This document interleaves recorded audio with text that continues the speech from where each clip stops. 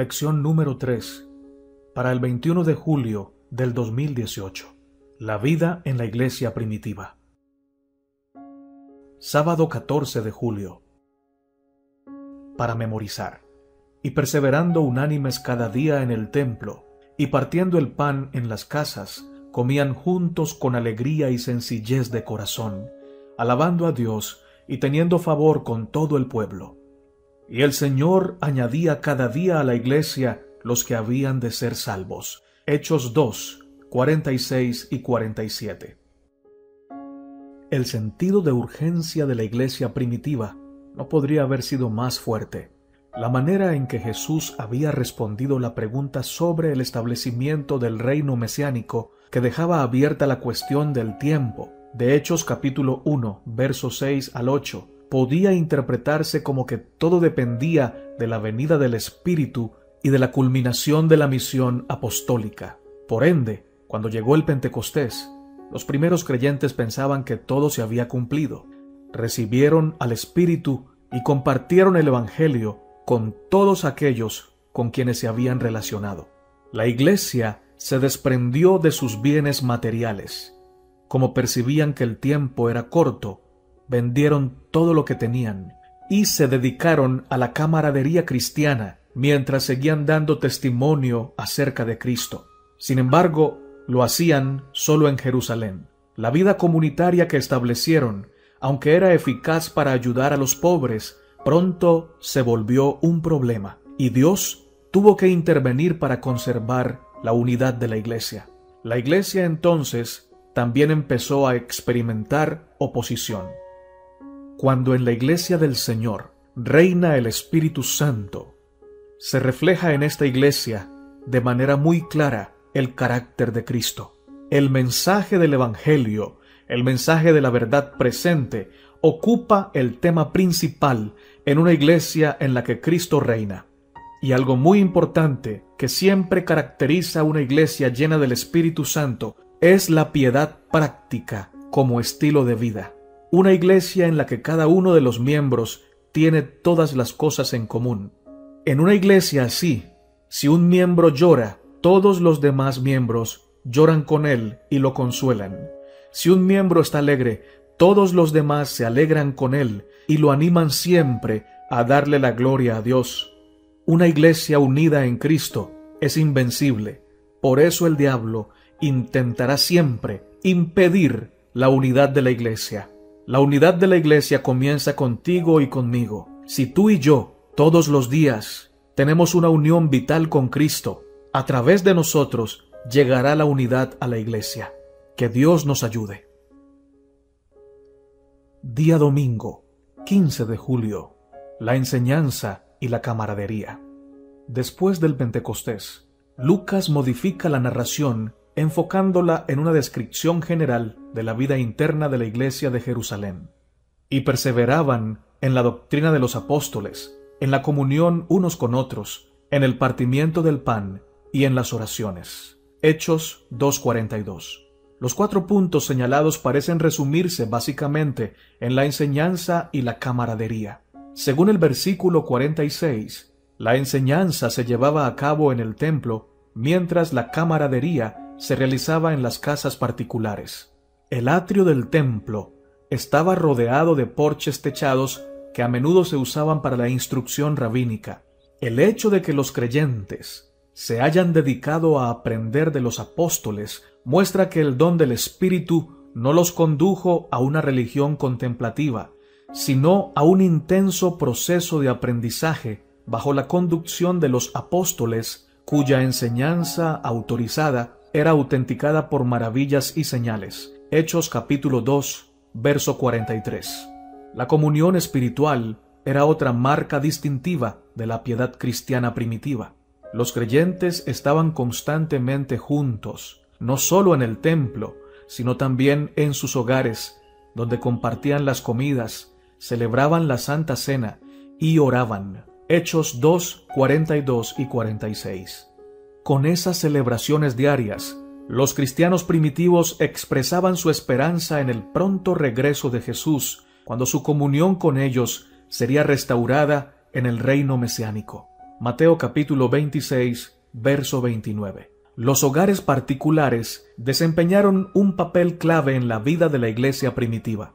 Los creyentes todavía asistían a las ceremonias diarias del templo, Hechos capítulo 3, verso 1, y los sábados probablemente estaban en las sinagogas con sus hermanos judíos, Santiago capítulo 2, verso 2. Pero los elementos distintivos de la devoción cristiana se llevaban a cabo en los hogares, en las casas. Leamos Hechos capítulo 2, versos 44 y 45, Hechos capítulo 4, versos 34 y 35, y respondamos la siguiente pregunta: ¿qué aspecto importante existía en la hermandad cristiana primitiva? La palabra del Señor nos dice en Hechos 2, 44 y 45, todos los que habían creído estaban juntos y tenían en común todas las cosas, y vendían sus propiedades y sus bienes, y lo repartían a todos según la necesidad de cada uno. Hechos 4, 34 y 35 nos dice: así que no había entre ellos ningún necesitado, porque todos los que poseían heredades o casas las vendían y traían el precio de lo vendido y lo ponían a los pies de los apóstoles, y se repartía a cada uno según su necesidad. Como la iglesia primitiva creía que el fin estaba cerca, decidieron que sus posesiones materiales, su propiedad privada, ya no eran tan importantes. Por lo tanto, les pareció apropiado hacer uso común de sus recursos materiales. No había motivo para preocuparse por el mañana, ya que el Mesías mismo, el Señor Jesucristo, iba a proveer para cada una de sus necesidades en el reino mesiánico. Leer Lucas 22, 29 y 30. Este uso compartido les permitió experimentar un sentido más profundo de unidad, además de llegar a ser un extraordinario ejemplo de generosidad cristiana para todas las épocas. ¿Cuán generoso eres con lo que has recibido del Señor? Cuando Dios nos da su misericordia, su gracia, su salvación, las bendiciones materiales de las que gozamos, lo hace con el objetivo de permitirnos participar de su carácter. A Él le encanta compartir, le encanta dar lo mejor de sí mismo. Por eso nos dio su vida, para pagar nuestra deuda. Puso su vida en la cruz para salvar al hombre, y a nosotros nos llama a seguir sus pisadas, a compartir con los demás todas las bendiciones que Él nos otorga, porque al final de cuentas, el que da siempre recibe multiplicado. No temas dar. Cuando tenemos mucho y damos mucho y lo hacemos para glorificar a Dios, el Señor multiplica sus bendiciones en nuestra vida. Dad y se os dará. Medida buena, apretada y remecida, darán en vuestro regazo, dice el Señor en Lucas 6:38. Día lunes, 16 de julio. La curación de un cojo. En Hechos capítulo 3, verso 1, Pedro y Juan fueron al templo para el culto de oración de las 3. Esto nos indica el carácter esencialmente judío de la fe de la iglesia en este periodo primitivo. Es decir, los apóstoles no iban al templo solo para instruir o hacer nuevos conversos, sino porque Pedro y Juan eran judíos y como tales todavía seguían comprometidos con las tradiciones religiosas judías. Hechos 20:16, Hechos 21:17 al 26. Pedro y Juan en el templo realizaron un asombroso milagro. Este milagro le dio al apóstol Pedro la oportunidad de predicar otro poderoso sermón inspirado por el Espíritu Santo. Vamos a leer Hechos capítulo 3, versos 12 al 26. ¿Cuáles son algunos de los principales énfasis que da Pedro en su sermón? La palabra de Dios nos dice en Hechos capítulo 3, versos 12 al 26. Viendo esto, Pedro respondió al pueblo: varones israelitas, ¿por qué os maravilláis de esto? ¿O por qué ponéis los ojos en nosotros, como si por nuestro poder o piedad hubiésemos hecho andar a éste, el Dios de Abraham, de Isaac y de Jacob, el Dios de nuestros padres, ha glorificado a su Hijo Jesús, a quien vosotros entregasteis y negasteis delante de Pilato, cuando éste había resuelto ponerle en libertad. Mas vosotros negasteis al santo y al justo, y pedisteis que se os diese a un homicida, y matasteis al autor de la vida, a quien Dios ha resucitado de los muertos, de lo cual nosotros somos testigos, y por la fe en su nombre, a este que vosotros veis y conocéis, le ha confirmado su nombre, y la fe que es por él ha dado a éste esta completa sanidad en presencia de todos vosotros. Pero Dios ha cumplido así lo que había antes anunciado por boca de todos sus profetas, que su Cristo había de padecer.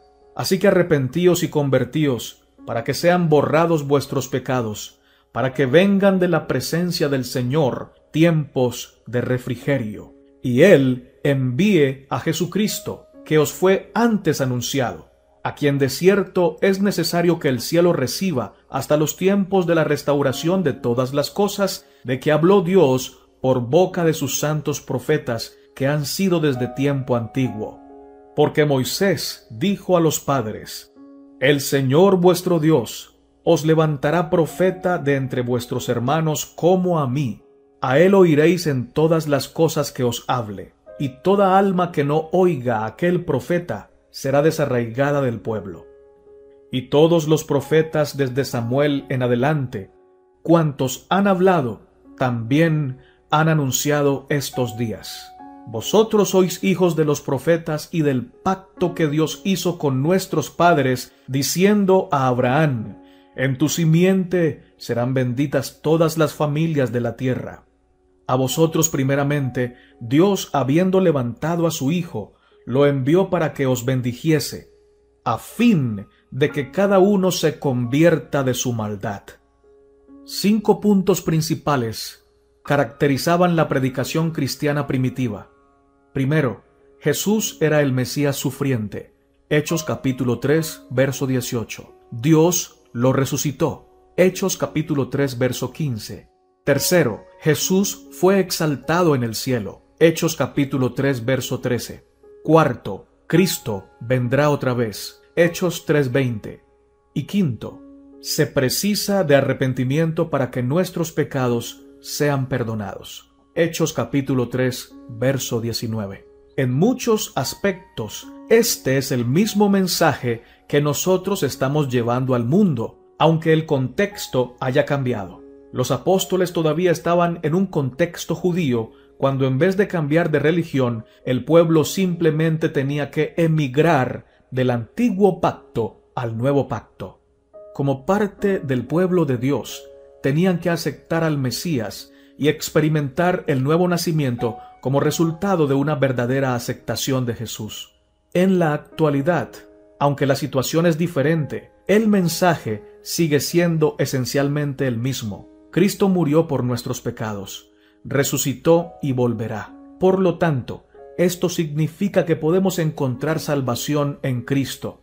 Incluso en el contexto del mensaje de los 3 ángeles de Apocalipsis 14, el Jesucristo crucificado, el Jesucristo resucitado y el Jesucristo que vuelve debe ser el centro de la proclamación de ese mensaje. En el libro escrito por la hermana de Huay, Obreros Evangélicos, en la página 164 nos dice lo siguiente: los adventistas del séptimo día deberían destacarse entre todos los que profesan ser cristianos en cuanto a levantar a Cristo ante el mundo. La proclamación del mensaje del tercer ángel exige la presentación de la verdad del sábado. Esta verdad, junto con las otras incluidas en el mensaje, ha de ser proclamada, pero el gran centro de atracción, Cristo Jesús, no debe ser dejado a un lado. Es en la cruz de Cristo donde la misericordia y la verdad se encuentran, y donde la justicia y la paz se besan. El pecador debe ser inducido a mirar al Calvario. Con la sencilla fe de un niñito, debe confiar en los méritos del Salvador, aceptar su justicia y creer en su misericordia. Excelente lección de hoy. Que el Señor Jesucristo sea el centro de nuestro mensaje, pero para que Él sea el centro de nuestro mensaje, debe también ser el centro de las prioridades en nuestra vida, de nuestros pensamientos, de nuestras decisiones, de nuestro corazón. Excelente día para ti. Día martes, 17 de julio. El surgimiento de la oposición. El éxito de la iglesia primitiva no tardó en suscitar la oposición de algunos líderes de Jerusalén. El templo de Jerusalén era administrado por el sumo sacerdote y sus colaboradores, los cuales mayormente eran saduceos.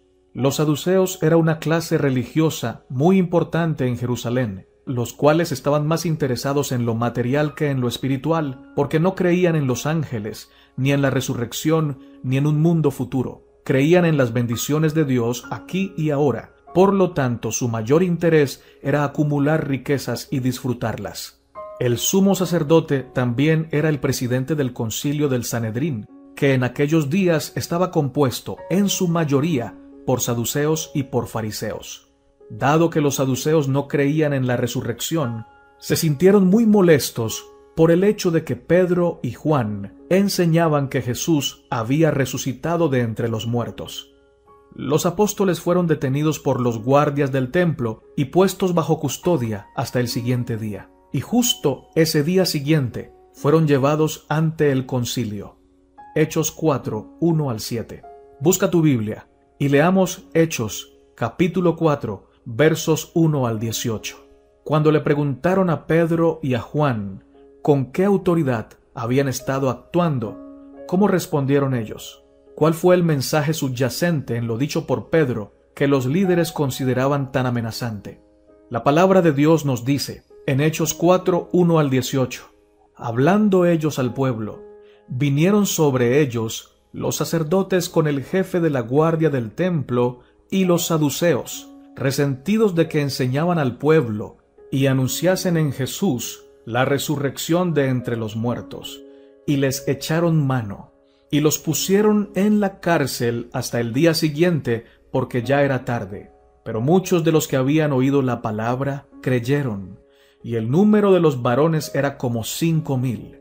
Aconteció al día siguiente que se reunieron en Jerusalén los gobernantes, los ancianos y los escribas, y el sumo sacerdote Anás, y Caifás y Juan y Alejandro, y todos los que eran de la familia de los sumos sacerdotes, y poniéndoles en medio, les preguntaron, ¿con qué potestad o en qué nombre habéis hecho vosotros esto? Entonces Pedro, lleno del Espíritu Santo, les dijo, gobernantes del pueblo y ancianos de Israel, puesto que hoy se nos interroga acerca del beneficio hecho a un hombre enfermo, de qué manera éste haya sido sanado, sea notorio a vosotros y a todo el pueblo de Israel, que en el nombre de Jesucristo de Nazaret, a quien vosotros crucificasteis, y a quien Dios resucitó de los muertos, por él, este hombre está en vuestra presencia sano. Este Jesús es la piedra reprobada por vosotros los edificadores, la cual ha venido a ser cabeza del ángulo. Y en ningún otro hay salvación, porque no hay otro nombre bajo el cielo dado a los hombres en que podamos ser salvos. Entonces, viendo el denuedo de Pedro y de Juan, y sabiendo que eran hombres sin letras y del vulgo, se maravillaban, y les reconocían que habían estado con Jesús. Y viendo al hombre que había sido sanado, que estaba en pie con ellos, no podían decir nada en contra. Entonces les ordenaron que saliesen del concilio, y conferenciaban entre sí diciendo, ¿qué haremos con estos hombres? Porque de cierto, señal manifiesta ha sido hecha por ellos, notoria a todos los que moraban en Jerusalén, y no la podemos negar. Sin embargo, para que no se divulgue más entre el pueblo, amenacémosles para que no hablen de aquí en adelante a hombre alguno en este nombre. Y llamándolos, les intimaron que en ninguna manera hablasen ni enseñasen en el nombre de Jesús. El desafío a la autoridad, planteada por los dirigentes judíos, sugiere una preocupación por el poder. No obstante, Pedro declaró no solo que el milagro se había realizado en el nombre de Jesús, sino también que la salvación solo proviene de él. Los apóstoles estaban frente al máximo organismo judío. Sin embargo, ellos estaban al servicio de una autoridad muy superior. Estos hombres, los apóstoles, eran pescadores galileos sencillos e indoctos, por lo que su valor y su elocuencia impactaron a los que estaban allí. Aunque los dirigentes no se dieron cuenta, la razón era que los apóstoles estaban llenos del Espíritu Santo, exactamente como Jesús lo había predicho. Mateo 10, 16 al 20. En esta reunión, el hombre que fue sanado también estaba presente. Sin poder negar el milagro, el Sanedrín les ordenó a los apóstoles que dejaran de predicar. Recelaban tanto el mensaje como la creciente popularidad del movimiento. Estaban recelosos no solo del mensaje que predicaban los apóstoles, sino también de la creciente popularidad del movimiento cristiano. Al no poder evaluar correctamente las evidencias, permitieron que los prejuicios y el deseo de autoprotección dominaran su accionar. Las últimas palabras de Pedro están entre las gemas más preciosas del libro de Hechos. Juzgad si es justo delante de Dios obedecer a vosotros antes que al Señor, porque no podemos dejar de decir lo que hemos visto y oído. Hechos 4, 19 y 20. Meditemos hoy en el deseo de tener poder y en lo potencialmente peligroso que puede ser en cualquier nivel y contexto. Como cristianos llamados a ser siervos, ¿por qué debemos ser cuidadosos con la atracción del poder? En la Biblia hay dos formas de ejercer poder. Una forma, como lo hace el enemigo de Dios, y la otra, como lo hace Dios. Dios ejerce su poder desde su amor, y por ello manifiesta su poder a través de su misericordia, de su gracia, de su justicia y del servicio. El Señor Jesucristo, el Rey de Reyes y Señor de Señores, vino a este mundo y tenía a su disposición el poder angelical. Miriadas de miriadas dispuestas a servirle a su mandato. Sin embargo, nunca usó ese poder en contra del hombre. Siempre lo usó a favor del hombre y no tuvo ningún reparo en ser servidor de los hombres. Y Él nos dice que en el reino de Dios el más grande es el que más sirve. Satanás, por el contrario, le encanta ser servido, le encanta exigir y mandar. Los verdaderos cristianos no buscan poder para humillar a otros, buscan el amor de Dios para servir a los demás. Excelente día para ti, hermano mío y hermana mía. Día miércoles, 18 de julio. Ananías y Zafira. No era obligatorio compartir los bienes en la iglesia primitiva. Es decir, no era una condición formal de afiliación. No era una prueba de discipulado. Sin embargo, indudablemente, hubo varios ejemplos de generosidad voluntaria que inspiraron a toda la comunidad. Uno de esos ejemplos fue Bernabé. Hechos 4, 36 y 37. Sin embargo, también hubo ejemplos negativos que amenazaron la unidad de la iglesia desde adentro, justo en un momento en que acababan de comenzar los ataques externos. Vamos a leer Hechos capítulo 5, 1 al 11. Busca tu Biblia. ¿Qué lecciones podemos extraer de esta historia?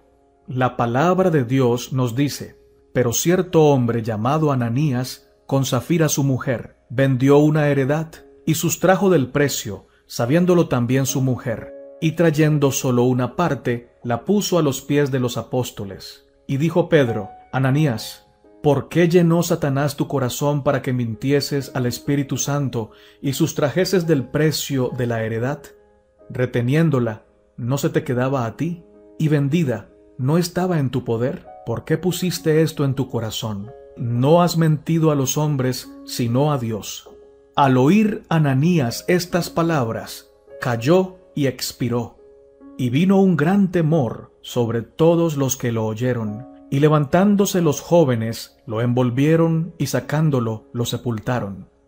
Pasado un lapso como de 3 horas, sucedió que entró su mujer, no sabiendo lo que había acontecido. Entonces Pedro le dijo: Dime, ¿vendisteis en tanto la heredad? Y ella dijo: Sí, en tanto.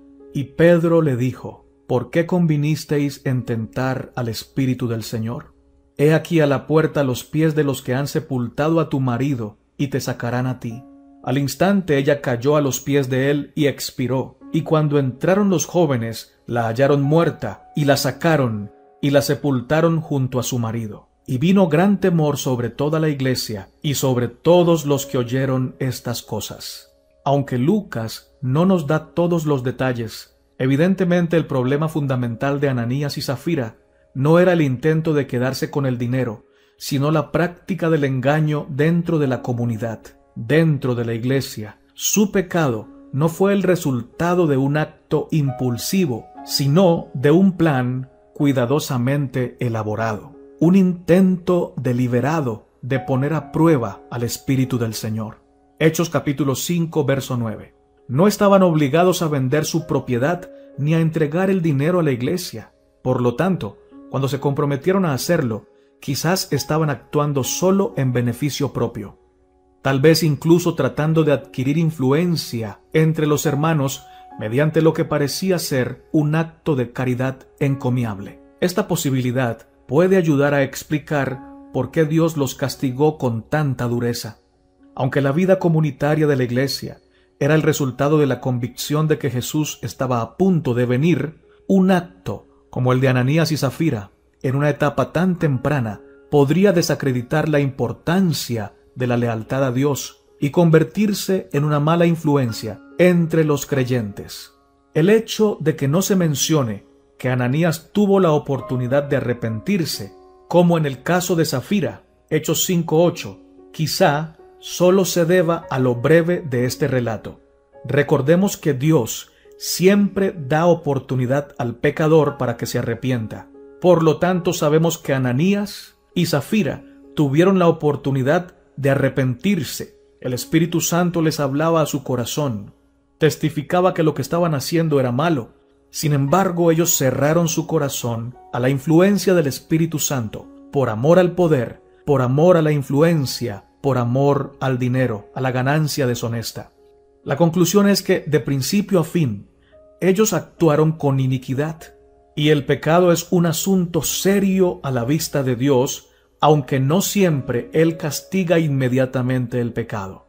Ezequiel 18:20, Romanos 6:23.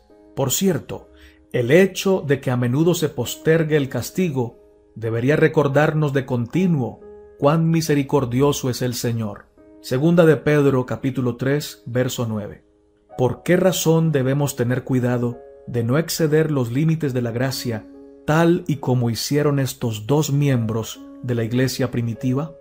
Cuando alguien conoce al Señor Jesús y tiene una relación íntima con el Espíritu Santo, nunca se deleita en pecar, nunca planea el pecado, vive en comunión con Dios, teme al Señor, ama tanto su ley, sus mandamientos, que siempre procura agradar a Dios en lo que Él manda.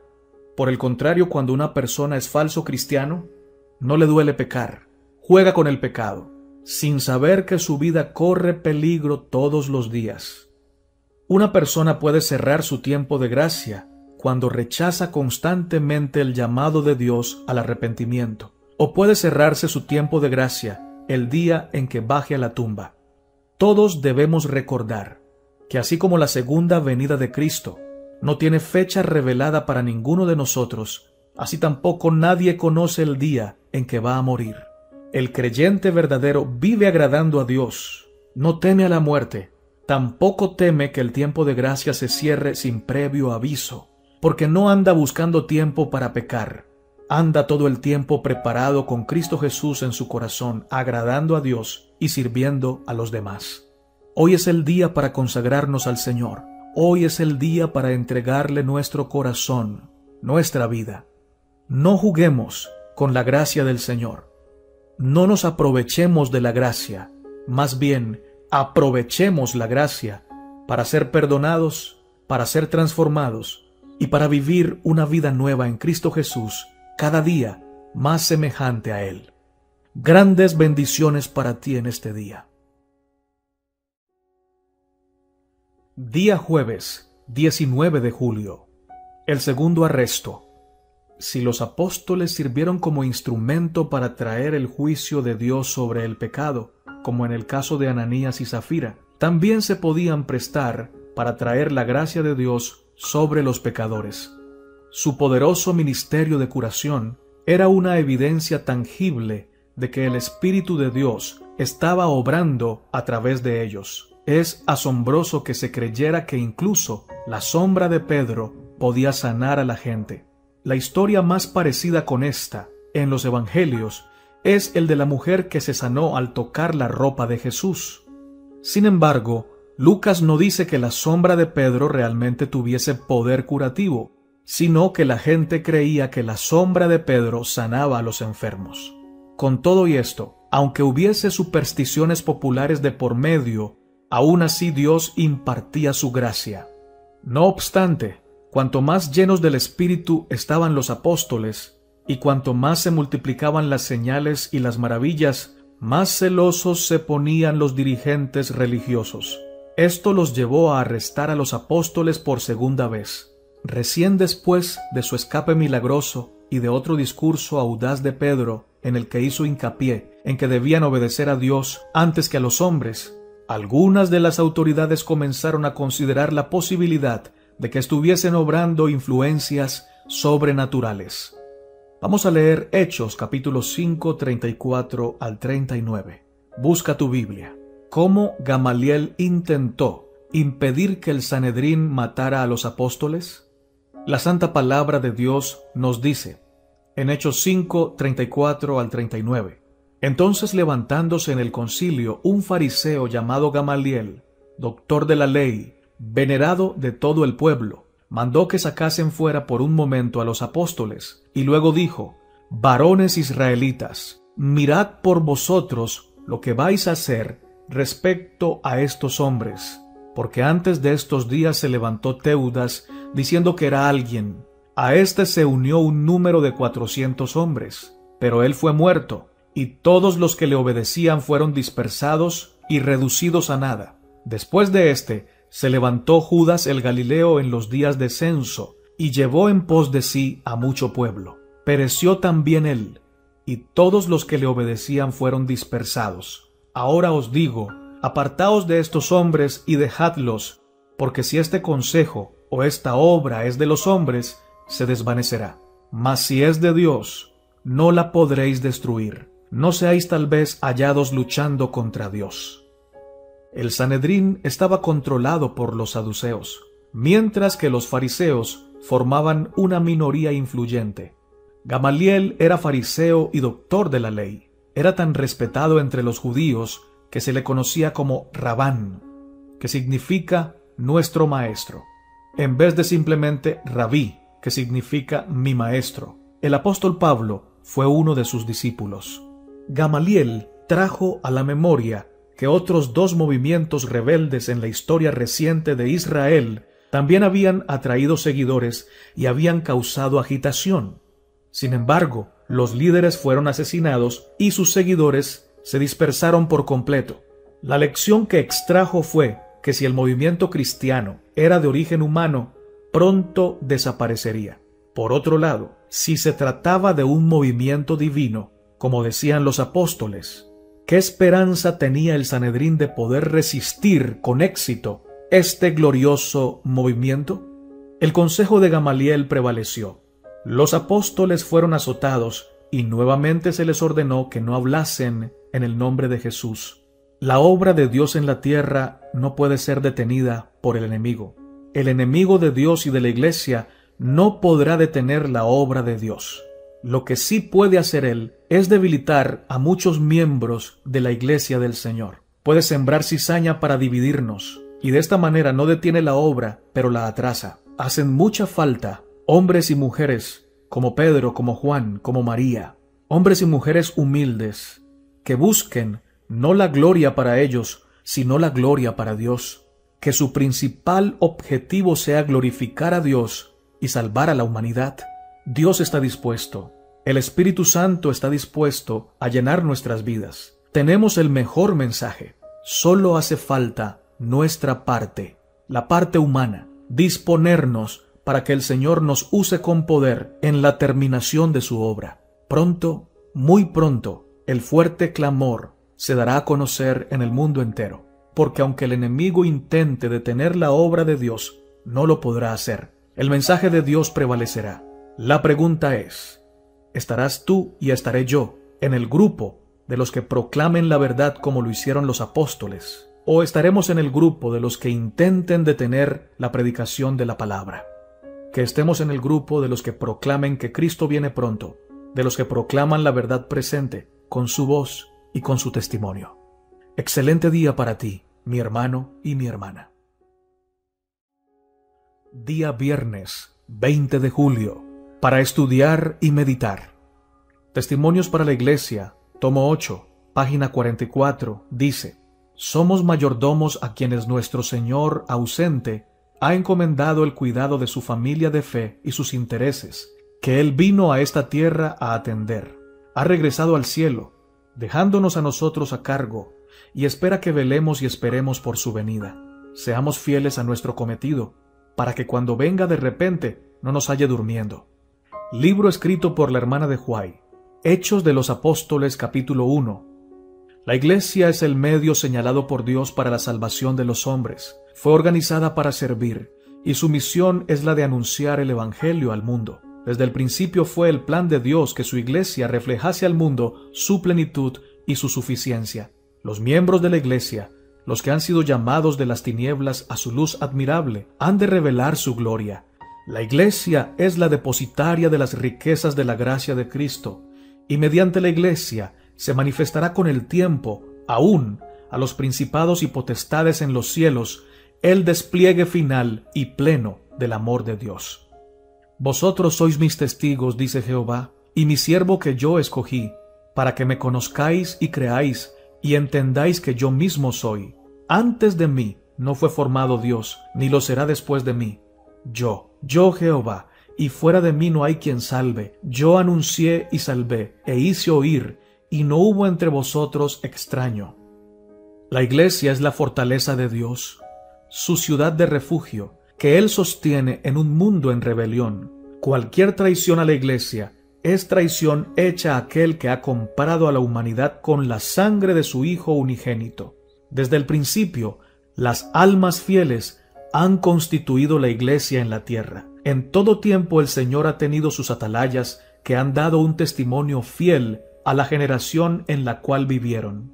Estos centinelas daban el mensaje de amonestación, y cuando eran llamados a deponer su armadura, otros continuaban su labor. Dios ligó consigo a estos testigos mediante un pacto, uniendo a la Iglesia de la tierra con la Iglesia del cielo. Él ha enviado a sus ángeles para ministrar a su Iglesia, y las puertas del infierno no han podido prevalecer contra su pueblo. Al llegar al final de esta lección, debemos proponernos por la gracia de Dios, levantar bien en alto el estandarte de la verdad. Tenemos delante de nosotros una nube de testigos.